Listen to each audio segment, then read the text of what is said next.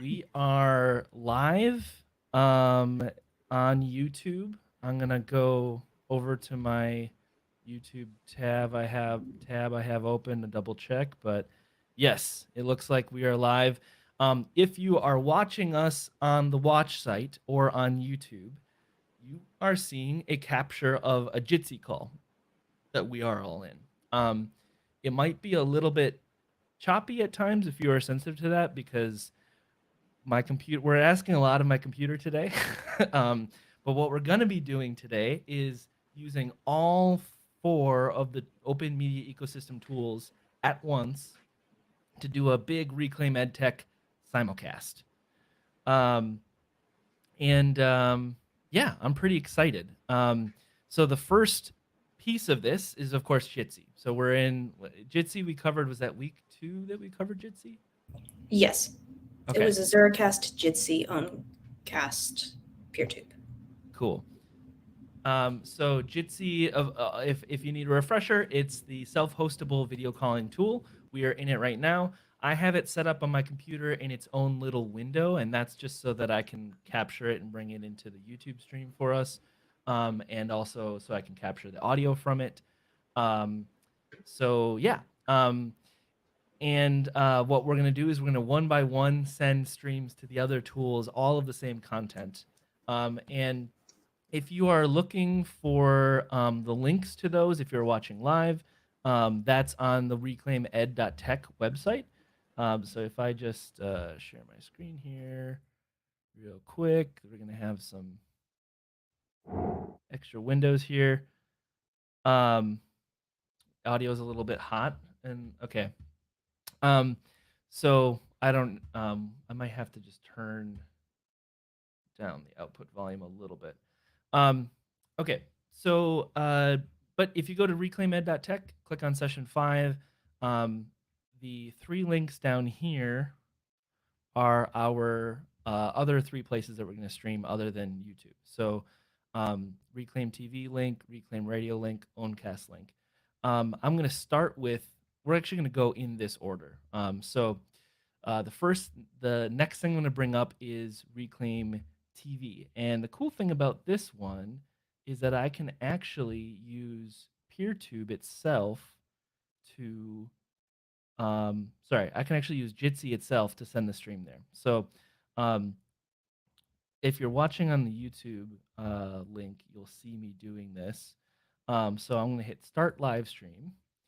And then what I have to do is I already created a live link in PeerTube. And I have to paste in the link, the RTMP link, then a slash, and Taylor, then do you my want to share stream your key. screen? I can't. Oh, Yeah. that's fine. But people watching on YouTube will see this. Okay, And then yeah. Yeah, I can see it on YouTube. cool. It's gonna be this will be extremely meta in very confusing ways. So it'll probably make more sense after the fact, being able to see the recordings of all Live of the streaming is outputs. on. Okay, so live streaming is going. So the way most live streaming stuff works is it usually needs like at least 15 to 30 seconds to kind of spool up the stream. So in a few seconds or so, we should be able to go to that PeerTube link, and the live will kick in. A few seconds, probably 15 seconds or so. Okay. The neat thing is this is all happening between things on Reclaim Cloud, right? So PeerTube is receiving the stream directly from Jitsi. I'm seeing it live now. Yeah. Cool. So I'm going to post that link in Discord. We've got PeerTube up. So then the next one, and now I am going to share my screen, will be to set up Reclaim Radio. So unfortunately, there isn't a real direct. Let me share my screen here. So I'm sharing my screen in Jitsi. Should be able to see the Reclaim Radio page. We do. Cool. So there isn't Yeah. I just said I'm good here as well. I can see it. Okay. There isn't a direct way to send a like audio stream from Jitsi to Azuracast. Um, so we have to use a different tool to capture the audio and bring it in. So I'm going to do that using Audio Hijack. There are a lot of programs that can send audio to Azuracast. There's Broadcast using this tool, which is an abbreviation of BUT. That so that's one. There is I can't remember there's a Mac OS only one, but I really like Audio Hijack. It does cost money, but I think it's worth it. It's not a subscription tool. You can just pay once and get it. So I have this set up to capture audio from my audio mixing software, which is called Wavelink, and send it out to Reclaim Radio. So I'm going to hit go on that.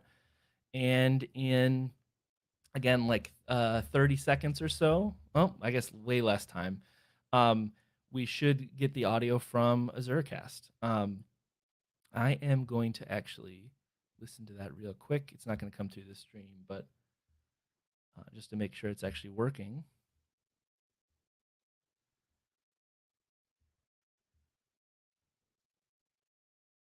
It's still coming through as music for me. The Yeah, me picture too. popped up, but the audio may be on a slightly longer delay.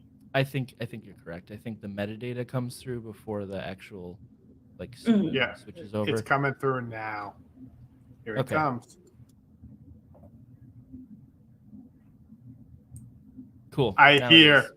Pilot talking about what That it's was not said working. 15 seconds ago, that it's coming through as music. It's awesome. I love Yes. this. So we got Azuracast up. It's receiving stuff from Audio Hijack. If anyone is curious, this little tiny chart in the top of my menu bar is my CPUs on my computer. They're mostly being used. So now we're gonna give it a Owncast. So that's the last tool in the trio of broadcasting tools. So Owncast, I'm gonna send a stream from OBS. It would be really cool if I could somehow hook up Jitsi to stream to more than one place at a time. Unfortunately, I don't know of a way to do that. So I'm gonna actually do something kind of similar to what I'm doing for Azuracast. I'm gonna use OBS to capture the call and send it in. This is actually very similar to what I'm doing for our YouTube stream too. So I'm going to put OBS on the screen. It's going to result in a little infinite Hall of Mirrors effect, but just to kind of show, it's just a simple scene that's simply grabbing our Jitsi call in. So I've already got our credentials set up in here for Owncast, and I'm going to hit the stream button, and I'm going to move that off screen. And in a little bit, Owncast should come online. There we go. So I'm seeing it now. Yeah. So we are now going to 4 places: YouTube, or the watch site for Reclaim EdTech, Owncast, Azuracast, and PeerTube all at once. Yeah. Your computer's so happy right now. It's That very is upsetting. pretty awesome. So like I said, the next step for me, and actually you mentioned it in the chat here, Jim, something like Restream.io. Yeah. I want some kind of open source Restream.io. And to be fair, it exists. It's called FFmpeg. That's right. That you could totally do this with FFmpeg. However, it would require FFmpeg is a command line only tool, and it would require some kind of FFmpeg wizard to do it, and I'm not super comfortable with it. But I think it would be possible to have FFmpeg receive a stream and then output it to multiple different destinations. And you could run that in Reclaim Cloud, or you could run it on your own computer. I would run it in Reclaim Cloud so that the networking aspect wouldn't be a problem. One of the things that I have pretty good home internet. I have a 500 megabit symmetrical fiber connection, so I'm not really worried about our bandwidth. But like last year at this time, I had a 20 megabit DSL connection, And it's very possible that running this lineage stream out on my home network would have resulted in issues. Um, Honestly, it's possible I still will now just maybe more not network, but CPU on my laptop doing a lot. So that's the thing. I don't think this is a cool gimmick of us using them all at once, just so we can kind of showcase like here are the ways that you can make connections between these tools. But I think realistically, you're using one or two at a time. And to me, I think the real winning combination that in terms of simplicity is likely Jitsi to PeerTube. Once you set those things up, the ability to just drop in a Jitsi call and put a URL in to stream to, and it will just go, is kind of next level easy once you have it set up in a way that I think is really cool. More Yeah. from an archival perspective, but one of the things that I've been thinking about is that we talked about a little bit in the PeerTube session was the fact that you can use PeerTube to host audio, not just video. And so the idea of, in addition to pushing your live streams from Jitsi to PeerTube, pushing whatever you do with Azuracast, making sure that it gets recorded, and then you can push that recording to PeerTube and have that in your archive as well. Yeah. I don't know if you could.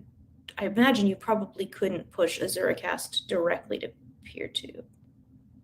Although you could with some clever scripting. It would Okay. require some work, but you could do it. So PeerTube has a CLI Mhm. that you could actually install on the Azuracast node in Reclaim Cloud, and then automate that to like once an hour, once a day, look for recordings and upload them. You could totally do that. I'm going to manually move it over, especially, and I think for most people that would be good enough, right? But I meant Right. In terms of if you're hosting an event not in Jitsi but in Azuracast, the way back during Hacks for Hybrid, the very last event was Jim, you, Lauren, and Marin, I believe, talking just over Azuracast, not a PeerTube stream. Would it be possible to stream, or not a video stream, would it be possible to stream just audio Azuracast into PeerTube and have it deal? But that does seem not in a simple way. Yeah, So I figured. you could. PeerTube will not accept just audio as Okay. a live streaming format, and the protocols you use to stream audio to a web radio station are very different to what Okay. you use for live video. However, there are two workarounds. You could do something like I'm doing and use OBS, and you would just have an OBS stream with like a static image and the Mhm. audio, right? You could send that to PeerTube. The other thing that's kind of cool, and this is again going to Audio Hijack, which is not a free to use tool, but is I think an amazing tool Mhm. in terms of capability. I'm going to share my screen again here. Audio Hijack. If I go to this is my like Audio Hijack workflow, and unfortunately, I don't think I can zoom this in. So y'all just gonna have to pretend you can read this. But this is my audio signal coming from my microphone and from you all. This is the connection to Azuracast, and this is a recording, an MP3 recording I'm making. You could also, Audio Hijack has a capability to actually do a live stream out as video. And so you could do what I just said with OBS right inside of Audio Hijack. Now, I don't really know why you would, because I think it would make. Cool. I don't, because I had no idea you could do that. Yeah, and in fact, it's kind of cool. I don't want to, I'm going to make a new session here so I don't interrupt what we're doing. But if you go into, if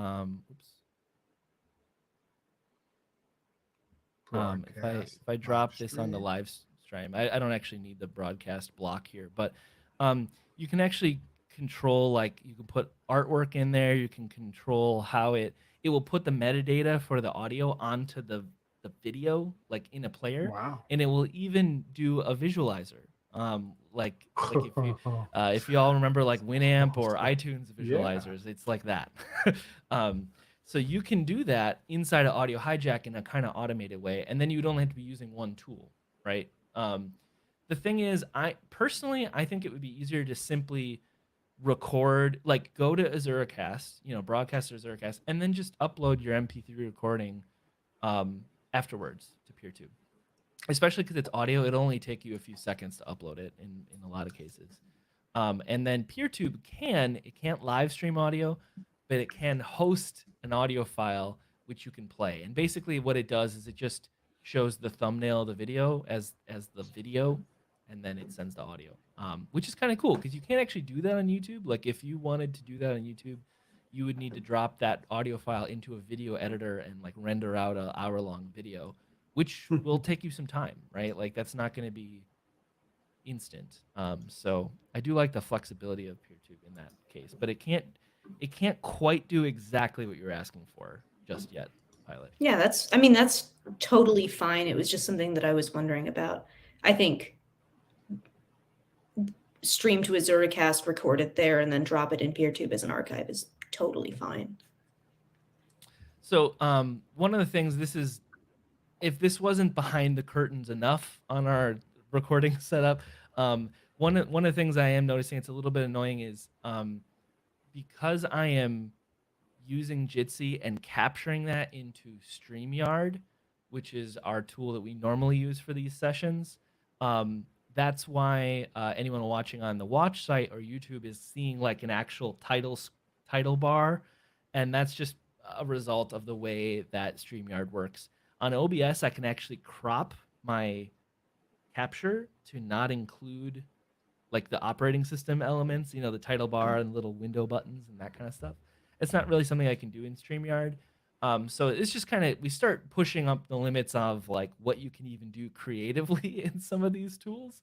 StreamYard isn't really part of the open media ecosystem. It's a paid tool that we use at Reclaim to make a lot of our live stuff a lot easier to produce. But just worth noting that in this case, the open media tools offer more flexibility and allow me to do more, which is kind of cool. And kind of starts to get into our next month topic. Is our next Flex course is OBS, and very much part in my eyes of another wing, let's say, of the open media ecosystem. It's not a hosted tool. It's something you run on your computer, and you can use it to send video or record video.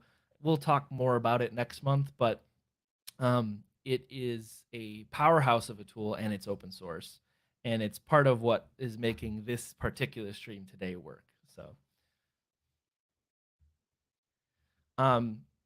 before we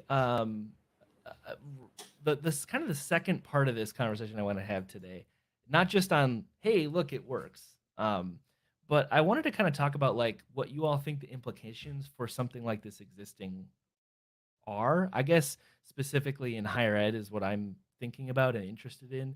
But up until the last few years, self-hosting this stuff was, in my view, completely impractical, basically, especially the video stuff. But now it's getting easier and easier, as we've shown. And so much of higher ed's like video content that faculty and students make end up on either YouTube or different paid services that are institutionally paid for, like Kaltura Panopto. or Panopto. There's a lot of alternatives. Yuja, I think, is one of them. And I don't know. I especially as an ed tech who worked at a institution during the pandemic,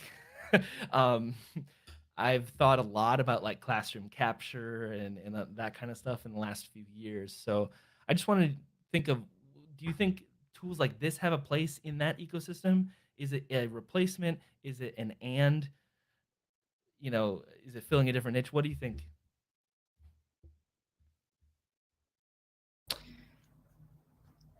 I know that Jim, we've talked a little bit actually back in probably November, maybe even October, about what this would mean less for professors and in a course context, but more in a student organization context. The idea of, for example, Azuracast, where the way we have it, it's an iframe embedded into an HTML5 site.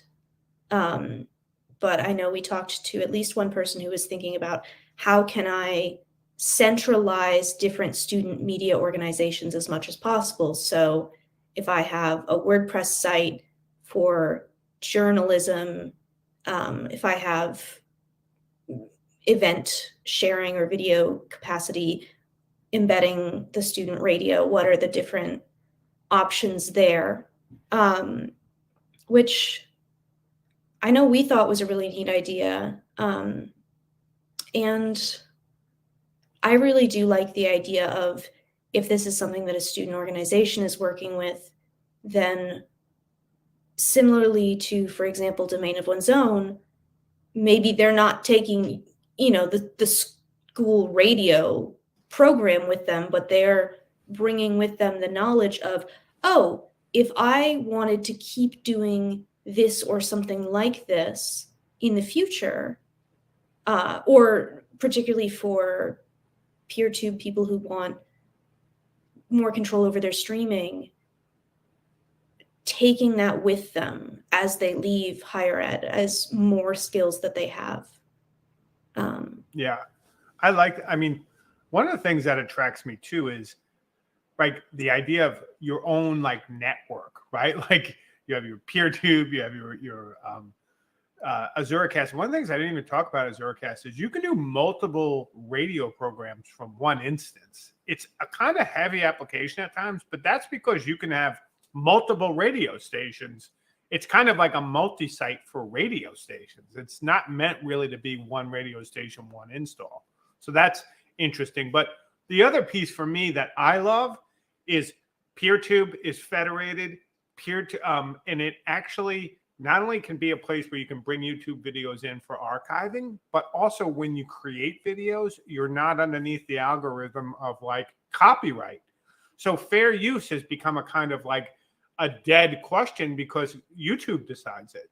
And I love the idea that universities and schools can reclaim some of that idea of like, oh, we're going to decide like what is the context for education. Same with radio, same with streaming. Unlike Twitch with Owncast, you can stream out stuff. There could be music in the background and you're not getting a cease and desist letter. Like you take back not only the ownership of taking it with you, Pilot, but also the idea of having a kind of communal relationship of discussing the culture that creates us without being mediated through these corporations that basically want to monetize every little bit of content. Hence, they have this really elaborate architecture in place to prevent you doing things that I think as part of a university you need to do. Like it's literally part of the process of learning. So yeah. I love it not only as a media suite for students, which I think is huge, just cost-wise.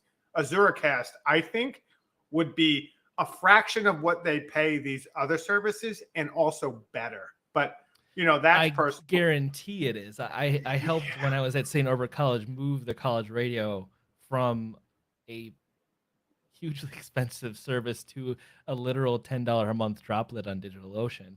And they were flabbergasted like at the cost difference because they were paying for someone to host the radio stream and they were paying a ton of money for like scheduling software, which basically handled like, this is what's playing when no one's broadcasting in that switchover. All of that's built into Azuracast and it requires some work, right? They have a person in IT there now, especially now that I've left, that occasionally will go in and run an upgrade, right? And do stuff like that. But in the case of Azuracast, it's a Docker thing. It's really not that difficult to upgrade. And it doesn't need much of their attention most of the time. I'll tell you. Keep in mind, this is a smaller radio program. It's not like a major. It's just a student club. But Yeah. On that point, though, Azuracast's most recent feature is that they have a WordPress like one-click upgrade. So it happens in from the within the web UI? interface. Yes. Oh my god, I didn't even know So that. That's amazing. Buster Nice has gone that route where it's like, why can't you just click this button and get? Because that's basically what it's like. You're just running a command. But now he's like, that command's run from the interface. Just press this button. Yeah, Buster's work on streamlining Azuracast is commendable, I think, I agree. in It's terms beautiful. of what because it also from the outside it could be like it's web radio. We've been doing this since 1996. Why is this difficult? And it's like, okay, but it's not just web radio. It's actually like 8 different tools that he's like Yeah. married together into one glorious Docker container that is relatively understandable. Like there's a lot of settings in there. If you're setting it up for the first time, there's a lot of little things you'll want to poke around with, like playlists when you're not, and all this stuff, right? But that's because of the Podcast, capability. web DJ, like Yeah. so much. It's insane. We went And through the it's- who, what, when, where, why, and how not that Yeah. long ago. We know yeah, the it's vertical it's and the horizontal. it's amazing to me. And I actually think to be fair, I think PeerTube and Owncast are similar. I'm really impressed with how relatively simple those tools are. I would say in particular Owncast, because it's sort of problem that it's trying to solve is sort of one thing. It's, hey, let's do live streaming and let's do it well. Whereas PeerTube is trying to be a lot of things to a lot of people. But even that, I will say, I'm kind of pushing my own PeerTube instance, my personal one, and doing things with like external storage and stuff like that. But if you're running a relatively basic one, there's not much to know, actually. I mean, we covered it. I know Pilot Night's session was an hour and a half, but like that is all of the To learn things to know. All of the things that you need as a beginner in an hour and a half is really quite good when you think to about it. administer, to effectively administer your own tiny YouTube kingdom, right? Like that's Yeah. a lot. A lot of stuff that's capable there. So they do make it, and most of the settings are, in a web UI. I don't do much with config files in PeerTube or Owncast. It's really cool. Or Azuracast. It's Mhm. awesome. I will say I'm particularly most interested in this space that I can see these tools getting to. Right now, we're at a place where I think using these tools might make sense for maybe a small conference or something like we're doing, like a small course with distributed participants. That is really interesting to me, to be able to sort of set them up the way you want them to work and brand them and stuff like that. And I think that's where they would work really well right now. And maybe also like these are tools I kind of wished existed.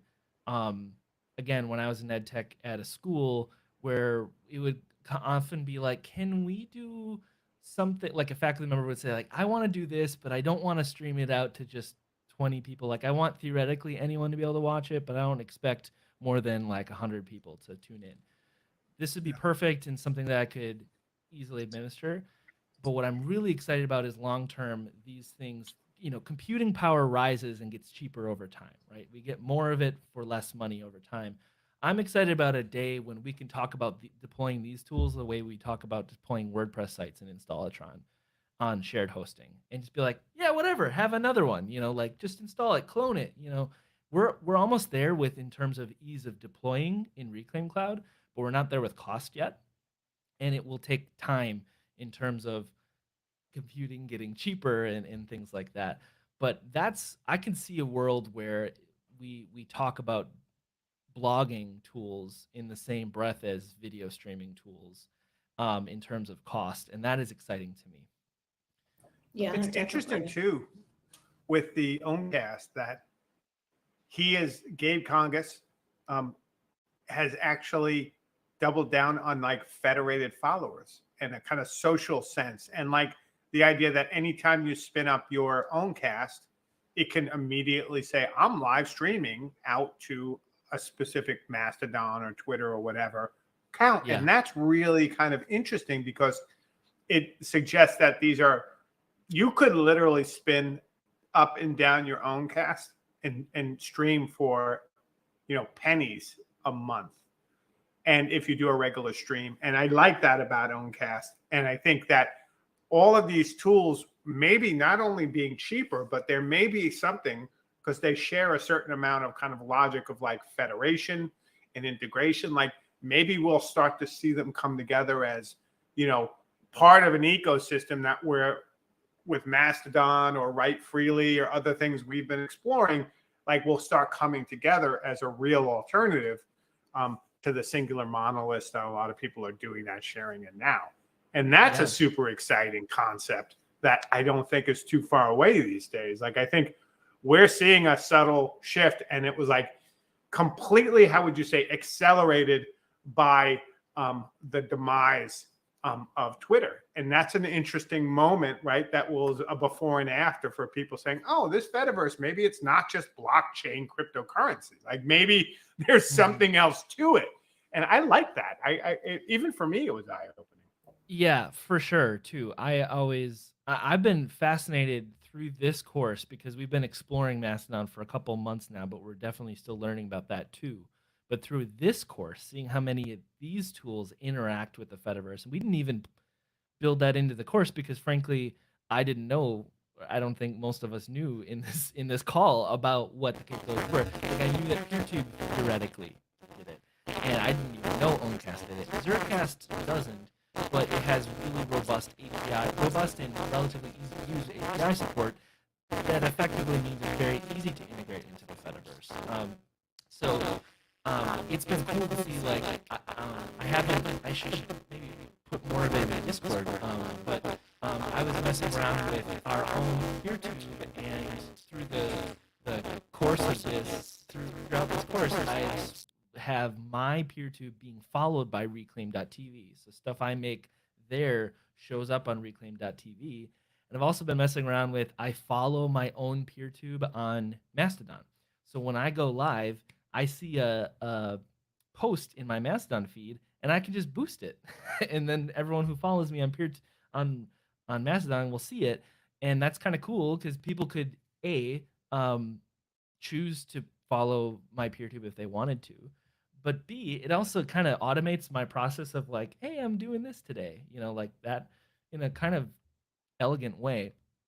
And then what's even cooler is I've gotten comments on PeerTube videos that were done through Mastodon or maybe other tools, I don't even know, but that I can tell are federated because they have the federated handle. So you can reply to a PeerTube video post and it will show up as a comment in the PeerTube video. It's super cool. And I think kind of going back to some of the stuff that Chris Aldrich was talking about in our last community chat on Mastodon, and one of the takeaways from me that he mentioned more than once was like, this is all possible because of ActivityPub, but everyone's implementation of ActivityPub and the federated stuff it varies at the moment. And so a lot of it requires you to like set something up and see like, okay, what does that look like? Like what does PeerTube talking to Mastodon look like?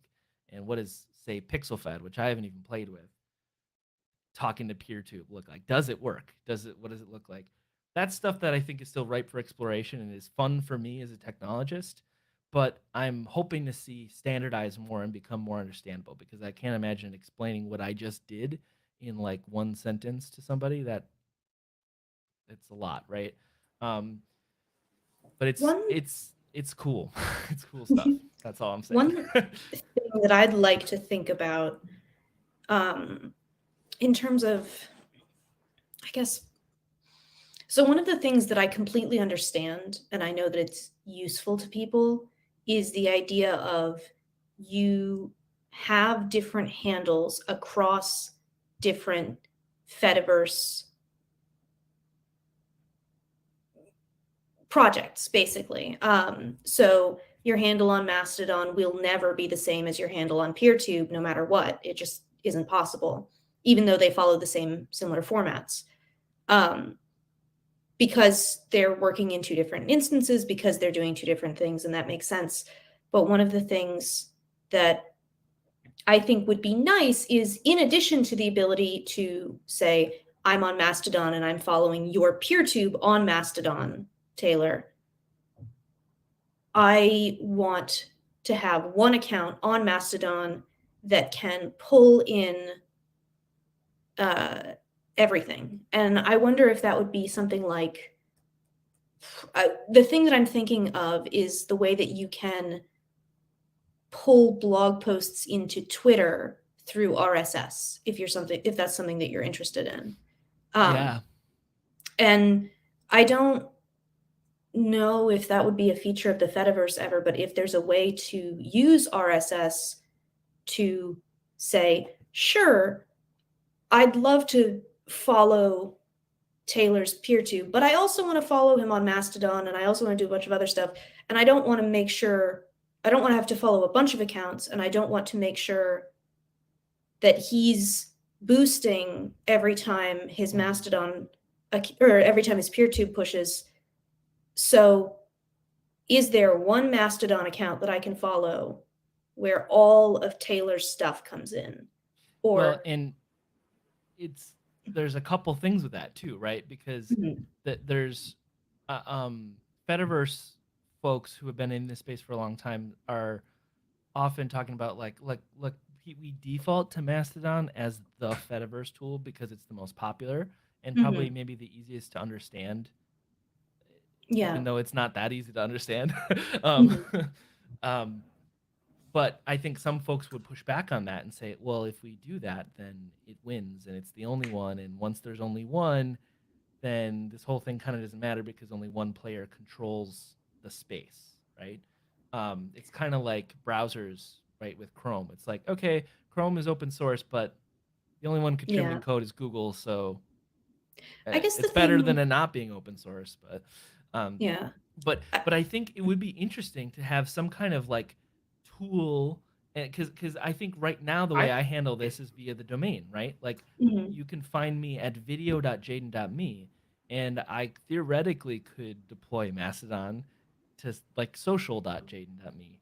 But one of the things that I've seen people doing, and I haven't messed around with it yet, but I want to, is you can set up forwards in with just static HTML files that will actually let you find folks at different places. So theoretically, I could have Taylor at jaden.me set that up in Apache in the file manager in cPanel, and that would go to Mastodon, like my Mastodon handle, wherever it is.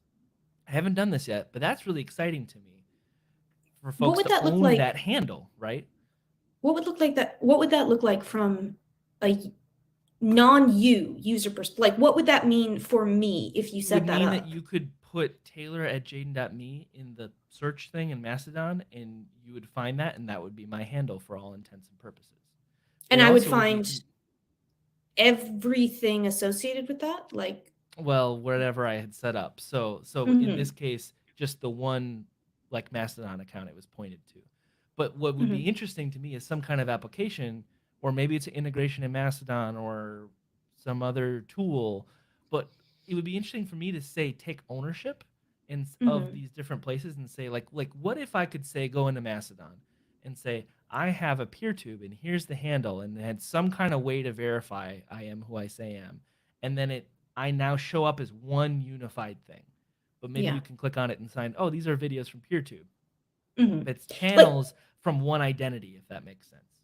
Yeah, that's what I'm thinking of, and I guess cool. I'm sort of thinking about it as another RSS feed, I guess. But the That's kind ability of how to I say, think of yeah. it too. But I'm keeping it a little bit agnostic to the technology, right? Because RSS could do that. ActivityPub is kind of, I think this is my layman's understanding of ActivityPub, but I kind of think of it as like two-way RSS, where it's like you can go there to check out stuff, but also the stuff can tell you to go look, if that makes sense. Like RSS feeds have to be pulled, and every 5-10 minutes, hour, every 2 hours, whatever. Whereas ActivityPub can reach out to you and say, "Hey, there's a new thing."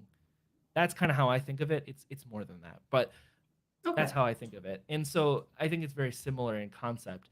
And right now you could accomplish what you're saying by setting up like your own API like integration. You could say, well, I could just have my Mastodon profile send out a post every time I have a PeerTube video and avoid the entire federation system.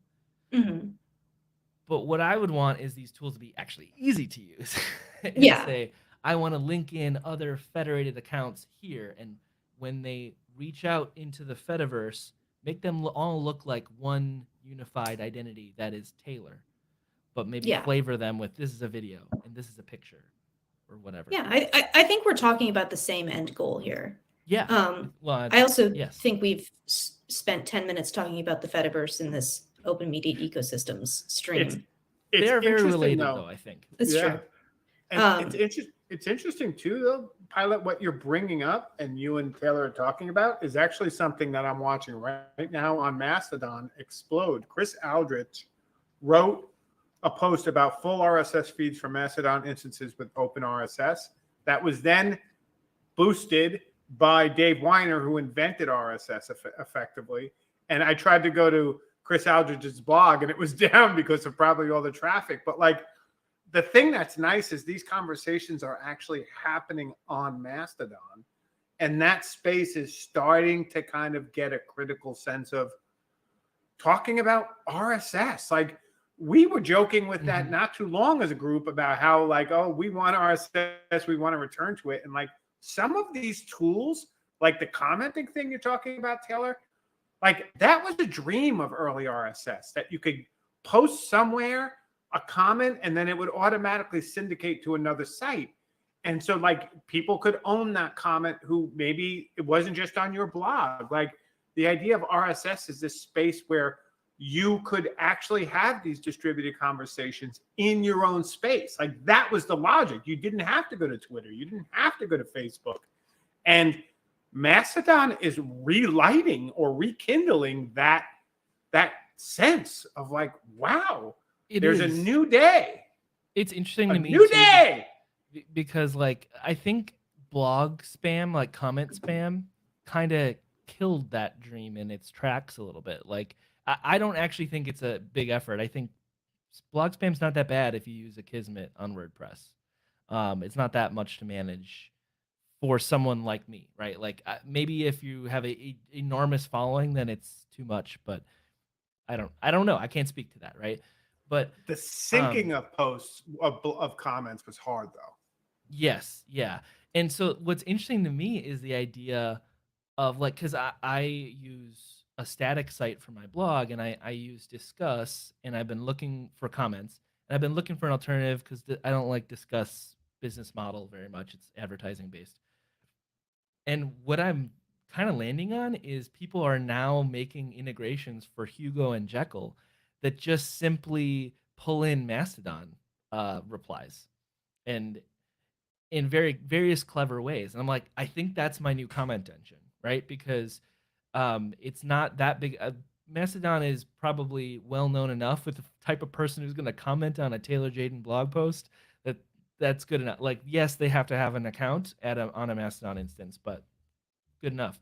And I think that, and maybe using something like the IndieWeb web mention system might be my replacement for comments. And those are two systems that are kind of totally divorced from my blog tool, right? They're not built into Hugo. They're not built into WordPress if I was using that. They're not built into Ghost. But I like the idea that a conversation can happen there and it is authenticated. Like a person has to make an account. And so I'm not just going to get random nonsense there most of the time. It's cool. This is shifting back a little bit, maybe a lot bit at this point. But I was thinking back about what Eric said in Discord about being the Panopto admin. And I wasn't the Panopto admin, but I worked on a team with the Panopto admin back at Carleton. And we were not we were not just setting up Panopto at the time. We'd had it for like 6 to 8 months by the time the pandemic started, but we weren't really using it, and then it exploded. Excuse me for a second. And professors found it difficult to use. Students found it really annoying and hard to navigate. And so I'm going back to the idea of where these tools might fit in higher ed. And Taylor, we talked a little bit about like the managing of PeerTube, who gets an account, how many people can sign up, what the permissions are for each account.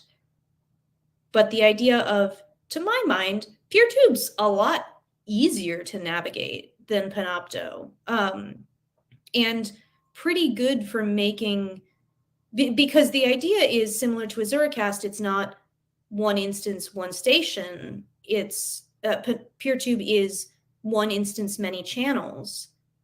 And the idea of a school basically getting to say, have a YouTube, put your stuff on the YouTube, but it's ours. Put your stuff on the YouTube. Yeah. Put your stuff on our YouTube. And what Conceptually, yeah, that makes is more coherent, possibly. Mhm. Yeah, and I think it is. Yeah, I agree. Just as opposed to Panopto's a paid service that sucks. It's not fun. Maybe they've made it better in the last 2 or 3 years, but I hated it.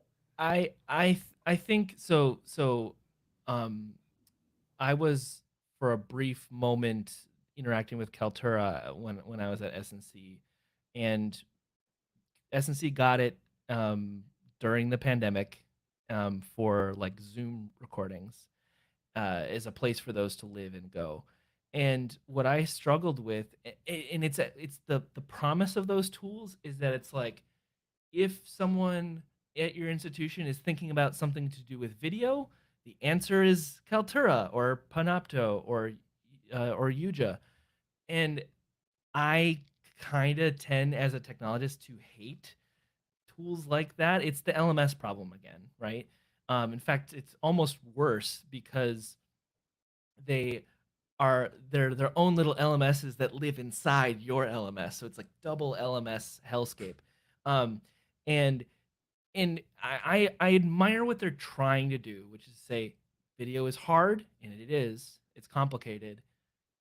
You can do anything you want to do with video on our platform, and we just handle it. But in my opinion, that is normally a promise that no one can actually solve, because you run into that right away. It's like, well, if what you want to do is have one camera and audio source, whatever that is, and put it on a thing, or record a Zoom call, we can do that. If you want to do anything more than that, it becomes way more complicated right away. And so I've always kind of advocated for, like, I would rather us have a ecosystem of tools that people can understand what their limits are and what they do well and why they might want to choose one or the other. And I understand that means people have to know more about using them. But I do think the people that want to do more with video, that's going to be a better solution for them. And the people that don't want to do more with video end up using two simple tools rather than one not very simple tool. Yeah. I want to say one thing really quick, because I just remembered, and it was something that we were talking about a little bit in the PeerTube thing, was captioning and closed captions. And I will say for Panopto, their auto-generated captions are comparatively quite good. At least the few times I used them, they weren't perfect, but the idea of, I can run their closed captioning setup on this video, and I'll have to edit it, but I'm not going to have to essentially retranscribe everything, which I do think was neat. And that's something, YouTube can't do. PeerTube currently can't do it. It's very hard, and so that may be a longer term project or a lower priority project or something they don't have the resources for right now. My mic is fuzzy. That's interesting. And not great, but I don't think I can fix that right now. I hear You're you back. fine. Oh, okay. That's good then. There's untold amount of places that my setup may be messing with that. So Okay, that's true. That's fair. But yeah, the idea of, what's your trade-off? Too easy to manage tools that you can run for much less, that don't have all the crazy bells and whistles, and that's fine, or something that's clunky and difficult to use, but its accessibility features are, if not perfect, pretty good. It's the trade-off that happens so often with any kind of tool that I almost always fall on the side of. I would rather spend 15 minutes educating someone on how something works, and that's going to be better for them, better for me. It's what we do here at Reclaim. It's what Domain of One's Own, I think, is designed to do. It's what I did in IT when I worked IT at colleges, because that's how I found myself more successful. It's the teach a person to fish, right? In some way, and I'm not going to pretend that's always the actual answer, because sometimes that doesn't scale in the way that you want it to. But I think I think coming from that aspect, you're always going to find more success and say, okay, how do we teach more people to fish, rather than how do we make this so easy no one ever has to understand anything about it. It's like, I don't know if that's possible in some cases. That's how we wind up with Facebook, right? And I don't want more of those. Yeah. It's funny. Tim and I once had a conversation not that long ago where, the question came up like, do we want to try and do something at EDUCAUSE or some of these other places? And I think what you start to realize is that's kind of like enterprise tech. Like, that's the tech that has to work. That's the tech that has to do everything. That's the tech that can do beautiful stuff like that, like accessibility, and like even Slack, the way Slack huddles are able to grab and completely subtitle and closed caption everything is mind-blowing. It's really impressive. And I wonder if tools like PeerTube and even Jitsi and stuff will get there at some point, maybe. But I think we're thinking our community is often the folks who are doing this a little bit more DIY, who want to experiment a little bit on that edge, who don't need the clean, completely one touch, like the one button studios. Like, they don't need that, because they're trying to build out an idea of what's possible for those people in their campuses who don't want the LMS or don't want the all-inclusive solution. And there's a whole community often underserved, because it's like, do this or there's no other alternatives. And EdTech fills that gap. That's what the EdTech groups mostly are doing, is working with those people who want to experiment.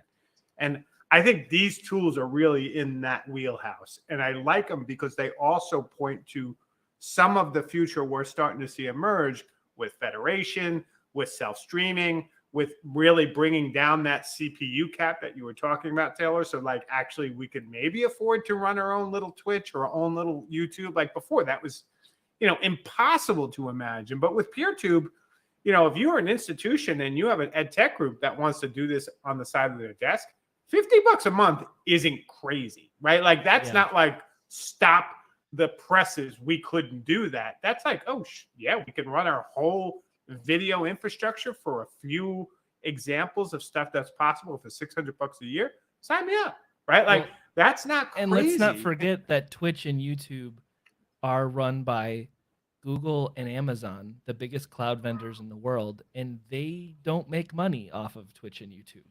They operate at a loss with all of the computing power that they own, right? And I only say that to mean, to me, sort of the only sustainable way forward as more and more people make video is that less of it is hosted in centralized places, because we're gonna see the screws turned on those services. Yes, things get cheaper and it gets cheaper for them to do. And I really hope Twitch and YouTube don't go away, because I think they're amazing services that are actually goods for humankind in a lot of ways. I'm not saying that they need to die, but I think knowing the position that they're in and the position we are in terms of we can do these things, is important. Yeah, I'm actually going to pull in another thing, again, based on something that Eric said in the chat about how storage is the big problem with video, which is also what we've been talking about. But Taylor, I know that you recently set up your PeerTube to push your video to a third-party storage place. and I think you said it was Backblaze, and I know that there have been Yep. a couple of like wrinkles that still need to be ironed out, but the idea of we do sometimes have people who come to us and say, hey, we want to store terabytes of data, and we say, don't. No, there are better places that are more equipped to do that, and we can have your site and hook it up. There's plugins, there's ways to bring that in. So to say it's all or nothing with one of these services isn't necessarily true. You can have your own PeerTube and maybe find a more affordable third-party storage solution system that then I don't know. There are compromises. There are ways through that I think. Well, and you get, using external storage like that lends you some flexibility, right? So you're not just stuck back in the Amazon wheelhouse. You can use Amazon S3. You can move the stuff from there to Backblaze is what I use. I'm looking right now. Currently I have like 300 gigs of video uploaded to Backblaze, and I pay about less than $1 a month for that. So it's What? yeah. Last month I paid 81 cents. So very cheap because I pay a tenth of a cent per gigabyte. Something like that. Or was it 8/10 of a cent? I don't remember. It's less than a cent per gigabyte.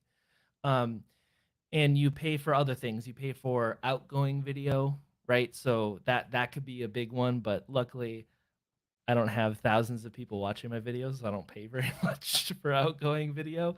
But I could move to a service that's more competitive. If that was the case, I would pick up my videos and move them to Cloudflare, which doesn't charge me outgoing fees. It charges more for storage, but less for outgoing. You get that choice, right? It's democratizing. It's the WordPress of storage in a lot of ways, right? Like you can do the same things in multiple places and take it with you as you need. And that's powerful, and it's not simple to set up right now, right? Like, and I'm not going to tell you that like, oh, moving between them is simple. Hell no. I'd have to like manually copy stuff over, probably with like a tool like rsync or rclone, and then I'd have to like edit URLs in my database right now with PeerTube because it doesn't have an automated way to say I'm now over here, but you could do it, and those tools will only get easier to use over time, hopefully, right? I guess I can't say that for sure, but in my experience, that's the direction they go. And I will say, having some experience, yeah, storage is such a big thing, and Kaltura and Panopto and those things, they will sell you storage in large quantities, which is important, but it is not cheap. It's certainly not competitive because usually they're using storage like S3 as their infrastructure in a lot of cases. But I will say in many cases you're a little bit more tied to them as a vendor. I've seen issues like cleaning up storage in bulk ways in automated fashions on services like that because you don't have as much control over the actual tools. You just kind of have to say, here's a list of 1,000 videos, but as you might imagine, like coming up with that list is kind of difficult to do and automate yourself. Or if you do, you have to automate it according to their API. So then when you move to a new vendor, you have to you have to have your infrastructure team rewrite all of their programs that manage those things because it's a new API. It's I don't like, trust me, I realize that like what Kaltura and Panopto can do for higher ed is huge and not replaceable today by throwing PeerTube on a server and calling it done. Like, no, those tools do a lot more things. And captioning, like you said, is a huge one. I was also similarly really impressed by the capabilities of that in Kaltura when when SNC got it, especially because you could search the transcript. Like, it was so cool to show students that you could look at an hour-long lecture and literally control F through a video, right? Like, mind-blowing. And then to see some folks say, well, why would they watch the whole video? And it's like, well, you have to make the whole video compelling. But that's a whole other thing. That's really cool stuff. I hope those features come to things like PeerTube and at some point. But yeah, I'm not suggesting that the bigger platforms don't have a place, but I do think that it's good anytime you have the capability to take ownership over this stuff. It's only going to benefit you down the road in terms of time and money.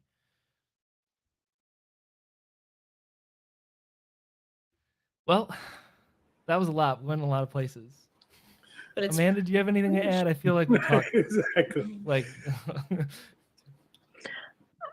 It was all mostly covered throughout, everyone's.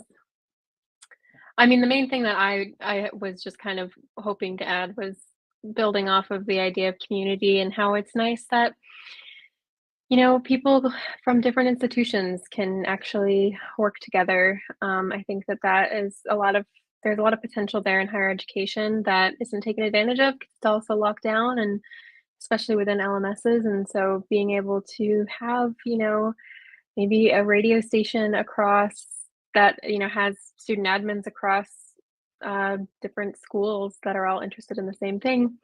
And, that they're able to do that all together in the open, I think is really cool. So just hope that more institutions collaborate and take advantage of these types of tools.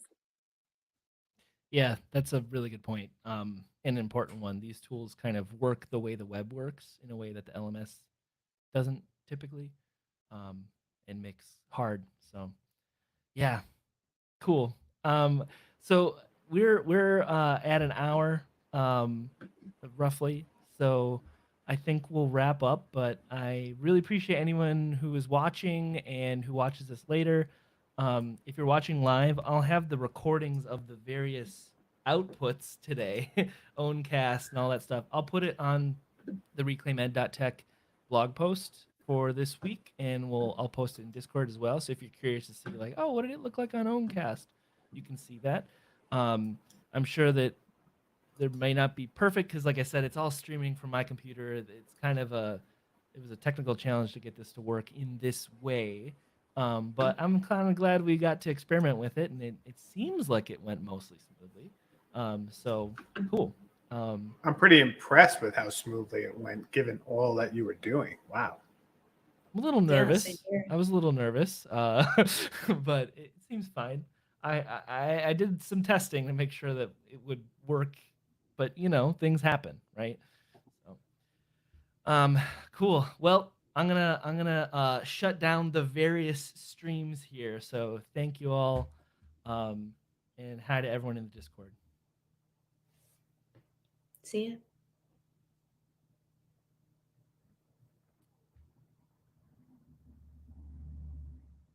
There's so many things to turn off. I'm gonna